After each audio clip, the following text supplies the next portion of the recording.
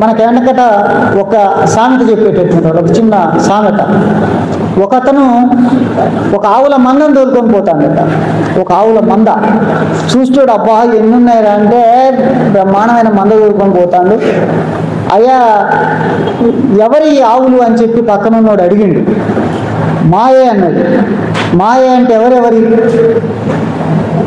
మా ఇద్దరి 100 అన్నది. మా ఇద్దరు ఎవరెవరి అంటే మా దొరగారి 99, అది ఒకటి, మొత్తం 100 మాయ అని చెప్పింటారు. అంటే ఈ దేశ అభివృద్ధి అట్లా ఉంది. సంపన్నుల చేతిలో ఆస్తంతా పోగుబడి ఉంది, అదే అభివృద్ధి. మనకుంది ఒకటే. 90% మంది దగ్గర 10% ఆస్తి కూడా లేనటువంటి ఒక దుస్థితి ఈ దేశంలో ఉన్నటువంటి ఈ కాలంలో నువ్వు కార్పొరేట్ కంపెనీలకు రాయితీలు ఇచ్చుకుంటా, వాళ్లకు రుణమాఫీ చేసుకొని, ఇక్కడ ఉన్నటువంటి కరోనా వచ్చి చస్తంటే కూడా